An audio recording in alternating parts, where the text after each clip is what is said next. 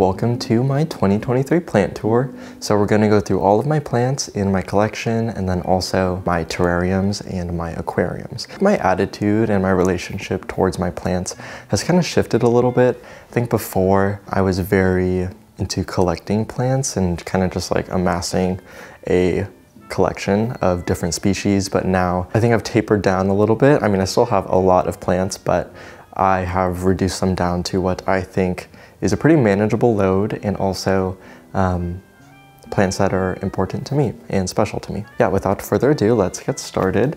So we'll start back here. This is my Hoya linearis, and this pot is from Mipa's Pots and Plants. So this is the first plant that you see when you walk into the apartment. Don't know how long it's grown, but I'm assuming it's grown a little bit. It doesn't get the best sunlight here since it's kind of far away from a south-facing window. It looks cool, and the presentation with the pot is pretty fun.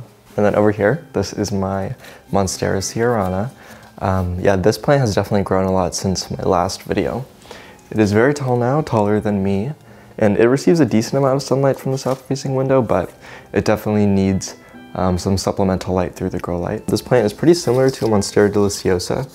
It has a different kind of fenestration. The fenestrations go deeper to the middle of the leaf, and they're a little bit more like elegant, I think, and the leaf shape is a little cooler than the Monstera deliciosa in my opinion. And then over here, this is a Monstera deliciosa. I used to have a really large Monstera, and I think it was in this spot before, but then I didn't feel the need to have multiple Monstera deliciosas. So this is actually a smaller one from the original Monstera deliciosa plant that I had. So instead of using a plant pole, I decided to string it up. So it's actually strung up to my ceiling. And that is how I'm giving it support to grow. And it's been working pretty well.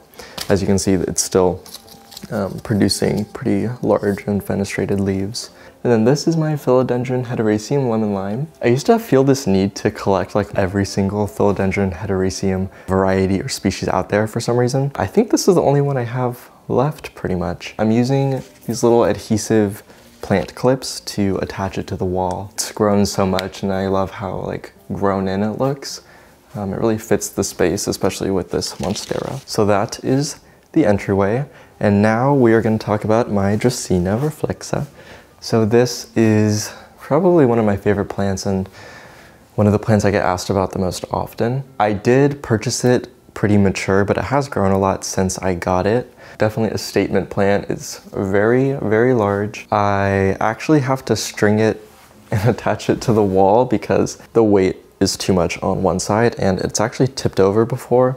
So yeah, I had to attach it to the wall. I've noticed that this is a very popular plant now in interior decor and interior design. I see a lot of them in like interior shoots. I think in Emma Chamberlain's Architectural Digest home tour, she had one of these in her bedroom. Next, we have this Peperomia prostrata, also called string of turtles. It's been in this kind of setup for about a year now. I made a kokedama and then I attached these string of turtles vines to it, and then I wrapped it in saran wrap so that way they had time to attach roots into the ball. And yeah, now it looks pretty cool. I'm not sure what I should do with this, so I just hang it on my Dracaena reflexa. And I water this by just dunking it in a bowl of water like once a week, and it's doing pretty well. It used to have a fern attached to it, but it's actually growing back here. But I let it die out because the fern required too much water and I couldn't keep up with like watering it every 3 days or so. And then here we have my IKEA greenhouse cabinet. I did a whole video on this and there's a couple follow-up videos that I did about this cabinet. So if you're curious to see how I built it, I'll put some links in the description. So this is the fogger and it automatically turns on, and now I don't really water this anymore. I used to spray it like every day or every couple of days. Also growing out of it, this is a Passiflora columboxii. This is one of my favorite plants. It's managed to grow out of the door through this crack and I'm just letting it grow. Yeah, this is such a fun vining plant. I'll open it up. Right now it's all foggy, so when I open it up, the fog will emerge and it'll be kind of fun. Okay, let's see. Wow, amazing. I don't want to go too in depth with this just because we could be here all day. But I have a lot of plants that I used to grow outside of the cabinet. Like I used to grow them as houseplants, but as I've tapered down my collection and reduced the amount of plants I have, I just added them into this cabinet. So that way it's like, I'm not taking care of 10 different individual pots, I'm just taking care of this cabinet. So I just fill up the fogger and then I spray the plants every once in a while. And yeah, now this probably holds like 30 different species of plants. One of the coolest things I own and one of my favorite projects that I've worked on. So in here, I'll just give a quick rundown of some of the plants that I have or some of my favorite ones. So there's this Salaginella, and then I have a lot of philodendrons on this side. So this is a philodendron gigas. This is a philodendron white princess. This is a philodendron melanochrysum. This is a philodendron verrucosum. And yeah, and then all of these are a string of turtles. And so I use the string of turtles to create a draping effect and then also fill in some of the empty spots. This plant is pretty fun. This is a Ficus villosa. It's very hairy and it has a nice little texture to it. On this side, there's a Monstera adansonii aurea. So this is a variegated adansonii. My Monstera obliqua. This is the original like mother plant, but it created a ton of runners, and now there's multiple different Monstera obliquas just scattered around throughout this cabinet. I don't even know where all of them are. There's like one down here and then one up here. This took a long time to build and I don't think I'd make another one, but now it's very low maintenance and it's a cool little piece of furniture that I have. Let's take a quick break and talk about the sponsor of this video, Soltech. I have their lights throughout my entire apartment and I've been using them for over a year now. I have their track light in my dining room and then I have their aspect light in my living room and bedroom. The track light is the only reason why I'm able to grow my Stackhorn ferns indoors. Without the grow lights, they just wouldn't receive adequate light. Before I added the track lights, my Stackhorn ferns grew very slowly, only producing a new leaf every few months. But now they consistently put out new leaves regardless of the season. In addition to improving the growth of my plants, the Soltech lights are also very aesthetically pleasing. So the actual body of the light looks nice and the light that it emits is a very nice warm tone. It's around 3000 Kelvin. The lights fit seamlessly in my decor and really brighten up the space. If you're interested in some grow lights, definitely check out Soltech. I'll put a link to them in my description and you can use my discount code BENJI15 for 15% off. Okay, now let's get back to the tour. So lately I've been more into begonias than I used to be. Before I thought that they all needed to be in like a terrarium setting or high humidity environment, but that's definitely not the case for some of them. My humidity is around 40% and I'm able to grow a couple of begonia species out in my open room humidity. This one is a Begonia gogoensis. I think this is my favorite begonia. I like the roundness of the leaves and I like how the new leaves emerge red and then they expand and then they take on like a deep green coloration and then they turn paler, like a paler green, and then they eventually die in yellow and fall off. This is my Begonia looking glass or looking glass begonia. I got this from one of my plant swaps that I hosted last year. I got this from someone named Kitty. It hasn't grown too much though because before I wasn't giving it like great lighting conditions, and it has this really like metallic silver sheen to it, and then the back of it is red. This just gives a cool pop of color. I think begonias are really good for that, just like giving you something very different in terms of the appearance of houseplants. Also, I really like cane begonias because they take on this really like lanky and tall look once they've grown out a lot. I forgot to mention this earlier, but another reason why I've reduced the amount of plants that I have in my home is because I've been really into like interior design and interior decorating, and I want to be able to incorporate my plants in a way that isn't overbearing. That way it's not like just plants everywhere and covering every surface. Oh, I almost forgot about this. So this is my Duoterra base. I don't know if you can really see it. I wrapped moss around it and I wrapped some plants around it. And I pretty much just keep it covered in this thing. I don't do much to it. I have this on the shelf. This is a Maranta silver band, or a silver band of Maranta. I like the color a lot. It's like a soft, silvery, bluish color. Honestly, I think this is one of, I think this is one of my favorite plants. This is a Pachera aquatica, also called a money tree. The reason why I say it's one of my favorite plants is because it feels very nostalgic to me. Like if you're Vietnamese, then you know that Vietnamese people have these everywhere in their stores, like in their restaurants or their businesses. So it's supposed to bring wealth and good fortune. Yeah, I don't know, it just reminds me of when I was younger and I would see these plants everywhere. So these are great because they're very low light tolerant, but they can also take pretty strong sunlight, and they grow a lot faster if you give them more sunlight. I use this area to water my hanging plants, and I was just watering this one earlier. I'll get to my Platycerium collection soon, but this is the first one you guys will see. This is my Platycerium SS Fung. This is a cultivar by a pretty famous like Platycerium grower in Taiwan, I believe. It doesn't look like much now, but once it grows, the leaves, they look like little fingers, and there's like a bunch of little fingers at the end, and I think it's pretty silvery as well. I'll put some pictures so you guys know what I'm talking about. This plant is my Passiflora collinvoxii. I have it wrapping around the window. It looked a lot better before I let caterpillars eat it. So I had some of these Passiflora out on my balcony, and some butterflies came and laid eggs on them, and then these caterpillars started eating my Passiflora. And what's kind of cool is that the Gulf fritterly butterfly, their caterpillars only feed on Passifloras, and so I allowed them to eat the plant, and then they eventually ate it all the way down to nothing. I felt bad for these caterpillars because now there's no food for them, and they were eventually gonna die because they ate all of my plant. So I let them come inside of my house, and yeah, they ate it. They ate the plant. But it was pretty cool. I got to see them go from caterpillars and then grow and then chrysalises and then become butterflies, and then we release them outside. This is my wall of staghorn ferns.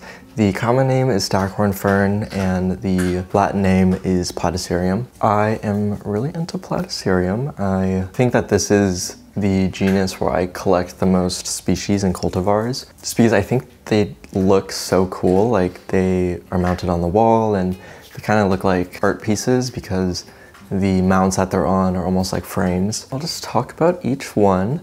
Don't want to spend too much time here, but I have, I think, 11 different species on this wall, and then I have a couple additional ones throughout the house as well. So this is my Platycerium malinkii, and it's grown a lot since my last plant tour, and it's created these pups. So some Platycerium can reproduce through pups, and some can only reproduce through spores. This one, obviously, can reproduce through pups. I have two very large Platycerium, and this is one of them, and then my other one is this superbum over here, but we'll get to that after this. So this next one is my Platycerium elephantotus. It can reproduce through pups. It has some on the sides. This one, I don't know what species it is, but I'm assuming it's some type of Wallinkii cultivar. This one is one of my favorites. This is a Platycerium madagascariense or madagascariense. It looks dusty right now because I sprayed them recently with a pesticide because they have scale, but it has these really cool like ribs and indentations on the shield fronds. Oh, something about Platyceriums is that they have two different type of leaf forms. So there's the shield frond, that's what wraps around whatever base or substrate that it's growing on. And then these are the fertile fronds. So these are the ones that hold the spores. That's why they're called fertile fronds. And they produce spores, and they're the ones that like come out like that. A lot of people say it's very difficult to grow, but I haven't had that many problems with it at all, honestly. It's one of my faster growing Platyceriums. Then this is a Platycerium wallinkii. These two are different cultivars. This one produces more of a silvery powder on the leaves that are called trichomes. Okay, so then moving on, this is my Platycerium ridleyi wide form. This is the Platycerium that first got me into Platycerium because I had never seen one like this before. The fertile fronds are super cool and they look like antlers. And then they also have this cool spore patch. So they produce like a little leaf offset that produces spores underneath. And you can grow the spores yourself. It just takes a long time and you have to create very sterile environment for them. So I haven't really messed around with growing Platycerium from spore. because I think it just takes too much time. But yeah, I also love the shield frond. It looks like lettuce. Then this one underneath, I overwatered this one, which is why it kind of doesn't look too great, but it's growing back. This is a Platycerium ridleyi round form, and I potted it in this pot, and it's wrapping around the circular pot, and it looks pretty cool. For a while, I had it growing the wrong way. I had it growing this way, but the correct orientation is actually this way. So yeah, it's kind of readjusting to that. Up here, this is my Platycerium stamaria. This one has pretty cool fertile fronds. They're like little fingers that spread out. They take more of that shape once the plant matures, but I think mine is definitely a juvenile, but it's getting to the point where you can see its distinctive characteristics. This one is a Platycerium coronarium. I got this one because I really like the shield frond. The shield frond normally stays pretty green. Certain Platycerium species, their shield fronds brown a lot faster, but the coronarium seems to maintain its green shield fronds for a while. This one is a Platycerium veitchii. I need to water this one. But Platycerium veitchii are known for their very silvery leaves. This is definitely one of my favorites, and it's not too hard to find these, and they're not that expensive. Here is another one of my favorites. This is my Platycerium superbum. This species can grow really, really large. I think it would have grown larger this past year if it didn't have a bad infestation of scale. I've been dealing with it, and I think it's going away.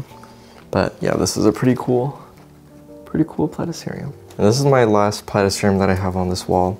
This is a Platycerium kitschhood. I mounted this one incorrectly, so the shield frond isn't wrapping around its mount, and it looks a little funky. And I think I also put it upside down.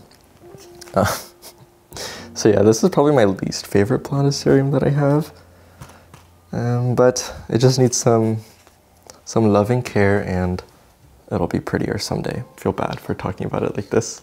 It's like looking at me. And then on this little shelf that I put together, I have some of my terrariums. This is my little sphere, my globe of sphagnum moss.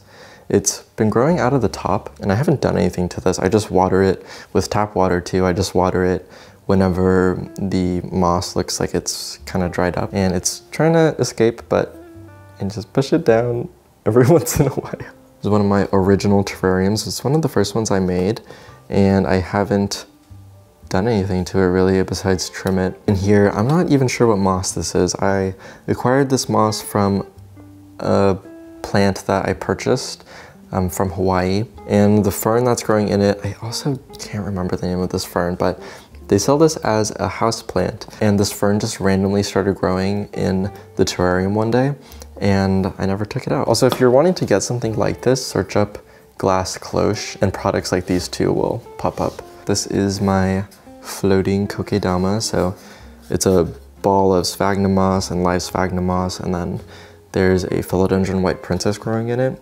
It's not like optimal conditions for the philodendron white princess, but this is more of just like a presentation thing. I water this maybe just like once every 4 months.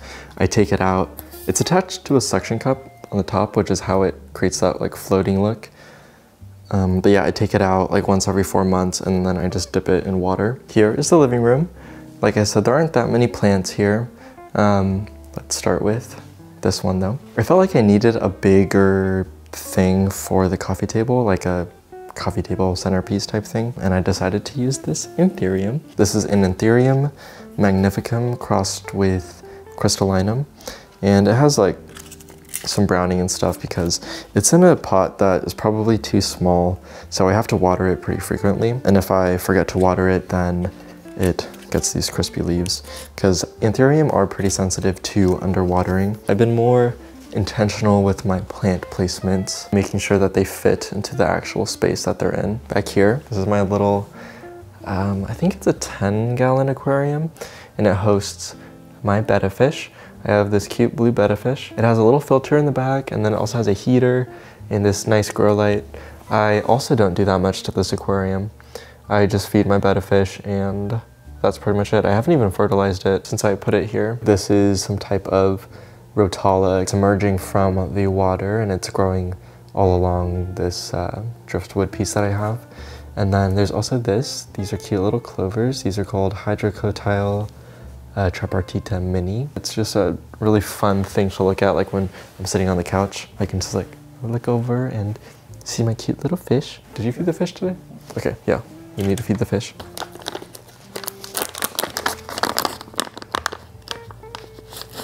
I love this aquarium because it's pretty low maintenance and it's just really pretty, and I like all the emergent growth because I feel like it makes it interact with the space more.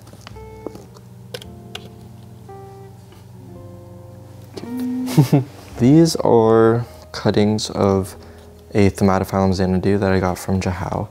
I still have the Xanadu, it's just out in front of my house right now. And it's been in this vase of water for like months now, and the leaves haven't gotten any browner or yellower. So it's kind of impressive, I guess, if you want to add a houseplant element to an area that doesn't get that much light. Just take some cuttings from your plant and they'll survive a while. At least a Thaumatophyllum Xanadu will. And back here on the bookshelf, I didn't want to have too many plants on the bookshelf. Originally, when I got these bookshelves, I was like, oh, wouldn't it be cool if it was just like a wall of plants? As I got more into like interior stuff, I decided that that would be pretty overwhelming if this was just like full of plants. And then I'd also need to install another grow light, and I was just like, that's too much. We'll just use it as a bookshelf and then add a few plants. So this is one of the plants that I added. It doesn't get that much light, but it doesn't need that much light because it is a spider plant. So this is my bookshelf terrarium. So it's just like a hilly landscape with moss. I have a whole video where I put this together. There's a lot of condensation on the glass, but I'll make sure to include some B-roll of it when it's clear so you guys can see it. It adds this really cool element to the bookshelf, and it also adds some lighting to the bookshelf. Otherwise this bookshelf would be pretty dark. Okay, and then the last, oh wait, I forgot about this one. I also have this little Passiflora Columboxii here. They do okay in low light. They'll just like grow kind of slower and grow smaller leaves. And then this is a Philodendron Heteroecium Lemon Lime. It's just growing in water, so it's just a cutting that I have in water, and you can see all these roots. And yeah, it doesn't receive that much light. I just top off the water or change out the water probably like every month or so. I don't do that much with it. And then I add a little bit of liquid fertilizer in the water with it. We're moving on to the plant office. This is where I do a lot of like my repotting, or I do aquarium work. So this is where I have my larger aquariums, and then I also have a lot of my plant supplies or aquarium supplies. So yeah, I have all my supplies up here, then I have a bunch of plant pots over here. What should I start with first? I guess I'll start with the plants. So I kind of use this area as a grow out area where I have a lot of the plants that I still like, but I just don't have a good spot for them in the house that I think fits them yet. So this is an Anthurium Ace of Spades. It has these really pretty dark leaves on it that are pretty velvety as well. Isn't looking too great because when I went to Portland, I didn't have anyone here to water this, and the substrate dried out completely and the leaves got pretty deformed. And then I also accidentally cut this leaf as it was emerging, and now it has this hole in it. That's okay. Yeah, so these aren't like aesthetically arranged at all down here. It's just for growing them. Okay, and this is my Philodendron Adebapawense. I got this from Jahao. It has these really pretty red backs on it. If you're watching this and you're not like that experienced with plants, but you want something cool and unique and has a cool shape to it, I would definitely check out the Philodendron Adebapawense. This is my Hupersia. I don't know what species it is, but I'll find it and I'll put it on the screen. People call them tassel ferns. I don't know much about this, honestly, like about the care or how it grows or where it's from, but it seems to be doing pretty well for me. Thank you. And this is my Hoya New Guinea Ghost. I don't have that many Hoya, but this is one of them, and I really like the color of it. It's like this minty green, minty silvery green, and then when it gets sun stressed, when it receives too much sunlight. It creates a nice little purple hue. Then here is my avocado plant. It's growing back. Here is my Monstera aurea. I have been having troubles with this plant, like ever since I got it, because the leaves and the variegation just always browns for me. But I saw this TikTok recently where they were saying that if you add liquid silica to your water, when you water your variegated monsteras or your variegated plants, then it strengthens the variegation and it will help prevent browning. So I'm trying that out, and so far it's working on this leaf, but this is like the newest leaf, so we'll see. I was contemplating like giving this plant away or throwing it away even, but now we'll see how this silica boost goes and then go from there. Here's one of my other Hoyas. This is Hoya Wilbur Graves. And then these two, I got these from my friend Juan. This one is an Anthurium papillimonum and luxurians hybrid. This one is an Anthurium Carla Blackii, and I'm waiting for them to grow a little bit and then I'll find some nice pots for them. This one looks really cool once it matures. This is my Anthurium Wendlingeri. I'm gonna put the name on the screen. It creates these really cool inflorescences that are like spindly or like corkscrewy, and I really want it to create a flower soon, but it's still pretty immature, so have to wait a bit for that to happen. I brought some of these plants that were on the shelf over here so I don't have to keep like pulling them out. This is my ant fern. I repotted, or I featured this in one of my repotting videos, or one of my potting videos a while back. It's growing pretty well, and the reason why it's an ant fern is because it has this relationship with ants where the ants will like live inside of its chambers and then the ants will protect it. Yeah, it's pretty cool. And I paired it with this nice little cauldron looking pot. I like these little feet on it. And this plant's really cool. This is my Welwitschia mirabilis. I'll include some pictures of the mature forms, but I have a painting or like a piece of artwork that features one of these. Okay, so yeah, I don't even need to include a picture. You can see here, like in the sun and with the wind and with the elements, the leaves become tattered and stringy like this. And it's really cool. They live for a really long time and they grow pretty slowly. Once spring and summer comes around, I'm gonna add this plant outside and I think it'll grow a lot faster. You can kind of see like where it's growing. The lighter part is new growth that's coming out. It's grown a lot since I last showed it, I think. I mean, a lot. This is the Philodendron Dark Lord that I cut from Jahao's plant. It's funny, a lot of you guys were like, oh my god, you cut such a large piece of his plant. Yeah, I mean, I did, but Jahao's okay with it, I'm pretty sure. But yeah, this is cool. It has like a deep plum color. It has a cool leaf shape too. It's almost like a heart. This is a little Monstera obliqua that I took out of my cabinet. I wanted to see if it could do well in room humidity or in my humidity. And so far it seems to be doing pretty well. And this is a Ficus elastica. So it has this really cool variegation that I haven't seen on any other ficus plant, and I found this at a big box store. So I don't know if it's like a sport variegation or what it is. I mean, it's not very visible, but you can kind of see it.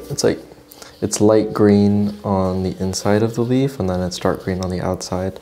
And it's present in pretty much every leaf. I had a larger plant of it, and then I took cuttings just because the variegation seemed to be fading a little bit. And here is my Rhaphidophora foraminifera. I talked about this in one of my like unique houseplants videos, and it was starting to create more of these fenestrations, and then it stopped on this next leaf. I really like this plant.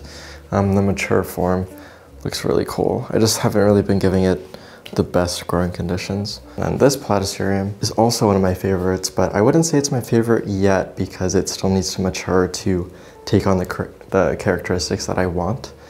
So this is the Platycerium fungsiki. Once this matures and it grows, the fertile fronds have like this weird curling to them, and it creates these silver leaves with curling tips.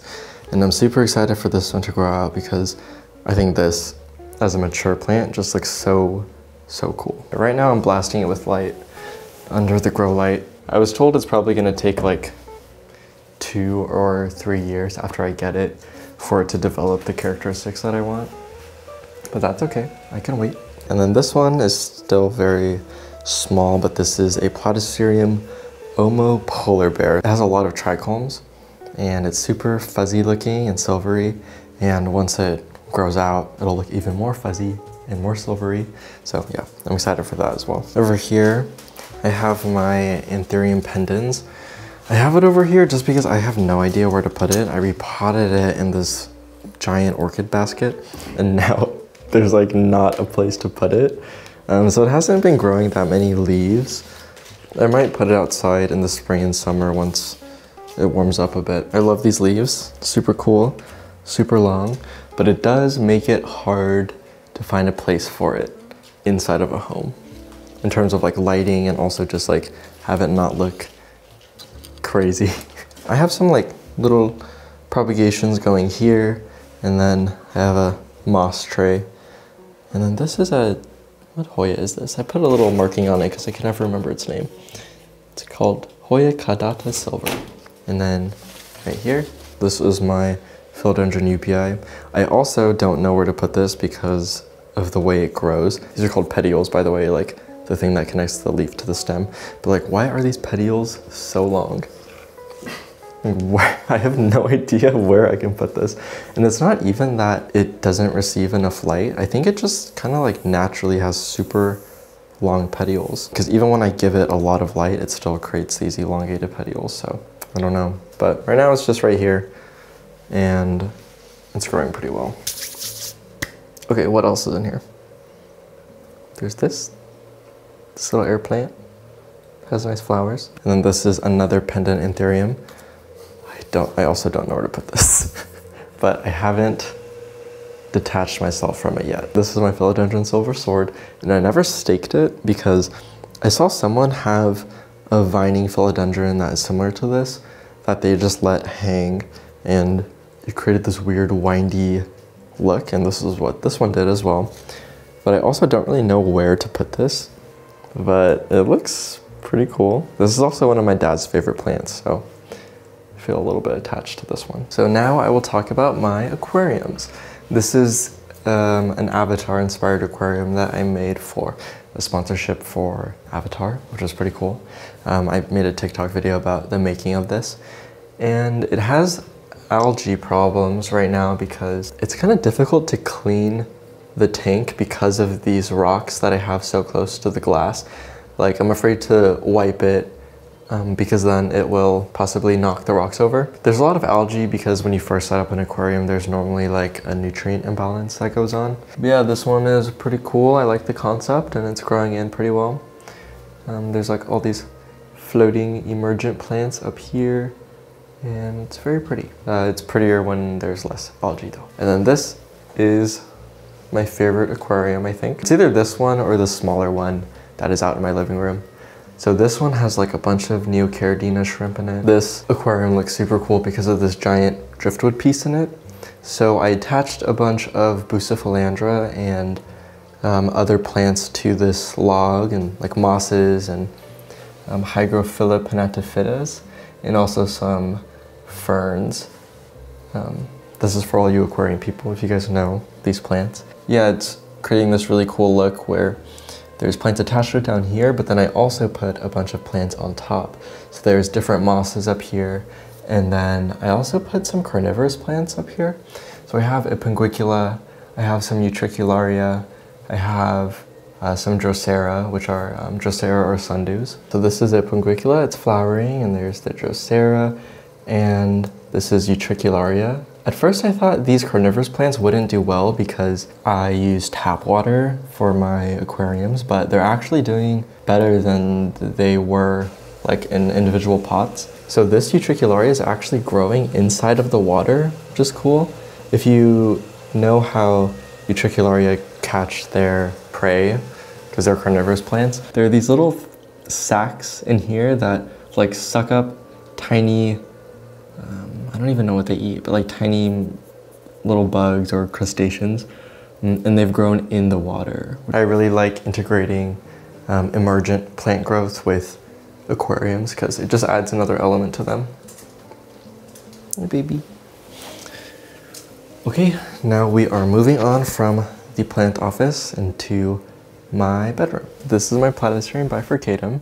I got this from Jahao, and I think it was my first platycerium I owned. I'm using it here above my bed, and I feel like platycerium work really well in places where you would put artwork. This is a Pelea peperomioides. I have it in this nice Sasami porcelain pot, and it creates pups like this. You can see there's more little babies coming out of it. Behind me is my very big Philodendron glorious. I also have it tied up with string on the ceiling because I didn't want to have to extend the stake that it's on, and it seems to be working pretty well. It has these really beautiful, big, dark, velvety leaves, and I think it fits this space pretty well. Theo's like... It's receiving light from this west window, but it doesn't receive that much light because it's tucked behind in this corner. Wanna come up? Oh, he wants to play. He was being so good for a while. So over here on this side of the room, I have my Muji shelves. So my plants aren't necessarily like very aesthetically arranged right now. They're more just like practically arranged so they receive enough light. But yeah, let's just go through these plants. So this is my Philodendron white wizard. It looked a lot cuter last year. I remember it wasn't as like linky as it is now. I never provided it with a stake because it used to be able to support itself, but now it's a little too top heavy. Yeah, I need to repot this plant because the pot is just too small for it. But the pot it's in is pretty cute. It just needs some support. Remember I got it for you. Oh, the pot? Oh yeah, Chris bought this pot for me back when I first started my channel and I was getting into pots for plants. Now I feel like I'm very into plant pots and trying to make sure that I pair the correct plant with the right pot. And yeah, so Chris helped me start on my plant pot journey. So directly under this grow light, I have a Platycerium ridleyi. This is a mini ridleyi, and it's growing on this tree fern bark log. And so in order to water this, I just water the plate or the bowl that it's in, and then it soaks up the water. I removed the puncuncular that was over here to put in my aquarium, so you guys saw the other one. But yeah, these will eventually spread out and cover this area. It'll take a while though. This is my Anthurium clarinervium. This like crisping on the tips is from lack of water, but this pot looks pretty cool with it. This is a Philodendron firebird. It used to have more variegation on the leaves, but it seems to have faded. But the main reason why I like this plant anyway is because of the new leaves that it puts out. So they're like super bright red like this, and I didn't know what this plant was when I purchased it. I got it from a Facebook group like 2 years ago maybe. Here is my Monstera Burlmarx Flame, and it's starting to produce these signature fenestrations of this plant in this species. It's pretty cool. I really like how the mature leaves look. Instead of a stake, I'm using this piece of cork bark, and I think it complements this plant really well. I should probably repot it into a larger pot soon in order to have it size up more, but I'll get to that eventually. So here is my Anthurium red crystallinum. I also need to repot this plant. It's not able to keep too many leaves right now, so it seems like it's only been able to keep 2 leaves at a time. The new leaves emerge really red and vibrant, and then they darken to this color over time. One of my favorite Anthuriums. And then down here, this is a Philodendron callosum. It has this cool texture to the leaves, and they feel like calluses, which is likely where its name comes from. I like the leaf shape, and yeah, it's just such a fun plant to touch. Here is my Monstera albo. I got this from my friend, one of my first plant friends. His name's Michael. It started from just a small cutting. I believe the original leaf is somewhere around here. Okay, you want to get down? It started from just 1 leaf, and after about a year, it looks like this. It could probably be bigger if I gave it a larger pot, but I don't have space for a larger pot. I'm using that liquid silica boost on this as well, and it seems to be working. If anyone has any more like knowledge about that silica boost, let me know what you guys think about it. Yeah, it's such a pretty plant. So this next plant I featured on my Instagram, but I haven't shown this to you guys yet on YouTube. I mean, it's been in my videos, but I never really talked about it. It's really heavy though. Let me back up. Can you see it? Okay, so this is a Philodendron Spiritus Sancti, and look how pretty these leaves are. When I got it, it was like super sad looking, and I nursed it back to health, and now it looks amazing. I've had this plant for like a year and a half now, and the leaves just keep getting bigger and bigger, and it's honestly a really easy plant to grow. I would say it's as easy as any philodendron out there. And it grows not that quickly, but not slowly either. I'm gonna put this down because it's kind of heavy. It gets light from the grow light above it, but then it also gets some direct west-facing sun in the afternoon, and it seems to enjoy that a lot. I also staked it with a piece of cork bark, and I put sphagnum moss in between the cork bark and the plant, and that allowed its aerial roots to grow out, and then I stuck the aerial roots inside of the pot. And so here's the new leaf. It's going to expand a bit more once it hardens off. And then below it, I have this Philodendron Florida Beauty. So it has a really nice variegation on it. And this variegation doesn't brown for me. I've had this plant for a long time, and I took some cuttings from my dad. And I also have one growing out on my balcony that I'll show you guys soon. It seems to also be able to take some direct sunlight as well. And the variegation is really stable on this one.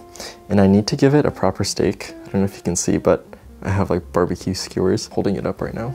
That is it for the house plants. Let's go outside on the balcony and look at some plants outdoors. This is Theo's little spot. This is the balcony bench pond. I think there's a dead bee here.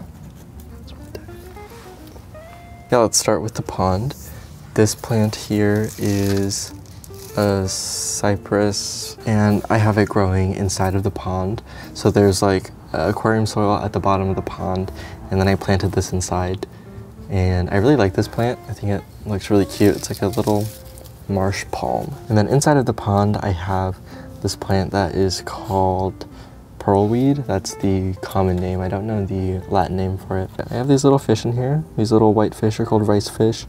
And I actually don't do anything to this pond. There's just a lot of plants, like plant mass in here that's actively growing, and then it cleans out a lot of the nutrients or the excess nutrients that are present in the water. So I just do a few water changes sometimes, and then I also top off the water. And there are snails in here. There's a lot of leaves that fall inside of this pond, but I don't take them out or anything because it gives nutrients to the plants, and also it feeds the snails. Well, it feeds the snails and the little other bugs that are in here, and then they give nutrients to the plants and stuff. So I haven't fertilized this pond ever. I just kind of leave it, and it more or less maintains itself. The water's clear, doesn't smell bad, no mosquitoes because the rice fish eat mosquito larvae. Yeah, I love this little thing. And then here is Ficus pumila, also called creeping fig. I have a pot of it right here, and I allowed it to grow all over the pond and create this really nice, like, natural look to it. There's this plant. It's not much anymore, but this used to be, or it is, I suppose, Dioscorea bulbifera. It dies back in the winter, which is why it's all brown and dead. But it looked really pretty before. It'll grow back in the spring and summer though. Okay, and then down here, ow, I just got poked. This is my spiral aloe. It's still pretty young, so you can't really see the spiral, but once it matures, it creates this really interesting looking spiral. I'll put some pictures so you guys can see. What's pretty cool about these plants is that they'll either be clockwise or counterclockwise, and you don't know which way yours is gonna go until it grows out. I think mine is gonna be clockwise though. I can kind of see a pattern. And then this next plant, this is my Dioscorea elephantips, and it created this really long vine. And I like the leaves of it. I like the vines, but my favorite part about this plant is the caudex. There's all these clovers that grew inside of the pot. Yeah, this is a caudex. Its common name is like turtle shell vine, and that's because of the caudex and how it kind of looks like a turtle shell. Oh, what's kind of funny about this plant, which I didn't realize until someone commented like peach emojis, on my Instagram post of it. It kind of looks like a little butt. There's the butt crack, and then, yeah. So this plant is a Dorstenia gigas. I think this just looks so cool. It's very unique. It started losing its leaves in the winter, and it hasn't lost all of them yet, but it'll start growing back a lot faster and be more robust in the spring and summertime. But yeah, this thing is so cool. And then I have some Pilea peperomioides down here. There's also a lot of dead leaves that I need to clean up. I have some Monstera down here and some philodendron. And then this is philodendron Jose Buono, and then philodendron White Knight. They aren't doing that well right now because it's like the winter time and it's really cold. So they haven't been in their growing phase, but once spring and summer comes around, it'll be nicer. This is my Tephrocactus geometricus. This plant is really cool once it grows.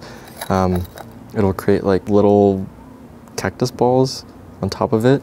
I'll put some pictures of mature ones, but yeah, this is just my little single ball in this Mipus Pots and Plants pot. So these are some of my favorite plants, and that's why I have 3 of them. So this plant is called Deuteroconia brevifolia, and they create this really cool mound. They're super spiky though. Like, I've poked myself a couple of times, but I love how this plant grows. It grows in like clusters, and then it expands and fills in the pot that it's in. So now that it's filled up most of the pot, it's starting to kind of overflow out the sides, and I think that looks really cool.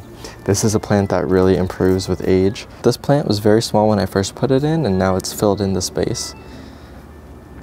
And they look really good in circular planters. Then back here, I have this very long string of pearls. I never had success with this plant inside as a house plant, but it does really well right here, even though it gets blasted by afternoon sun.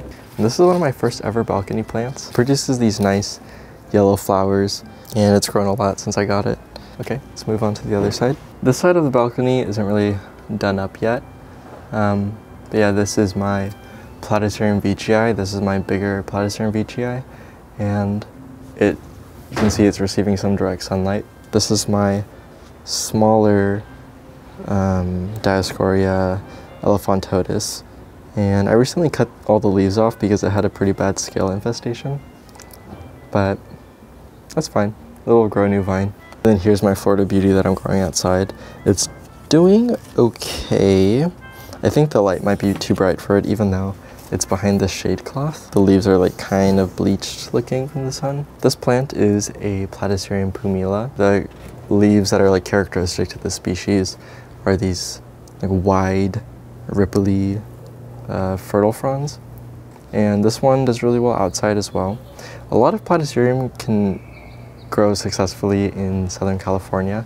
I know a lot of people also grow them outside in Florida as well. So this here is my Ficus umbellata. This is the one that I curved and kind of like used wire and string to bend it. We recently had these really bad like storms and winds and rains, so it messed up a lot of the leaves, but that's okay. Behind this chair, I have some other Dracaena reflexas, another Ficus umbellata, and then in the back I have other Dracaena marginatas that I am hoping grow back. I found these kind of like on Facebook Marketplace for a pretty good price, and they didn't look very healthy, and I think they're not that healthy, and I think they are dead because we had the really bad rains like I mentioned, and I didn't bring them inside, so I believe they're overwatered, but because they're tucked back there, I just haven't gotten to them yet.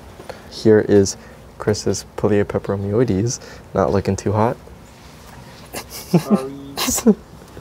I don't know if Chris has been watering it. So those are all of my plants. I hope you guys enjoyed the video, and thank you for watching, and I will see you in the next one. Goodbye.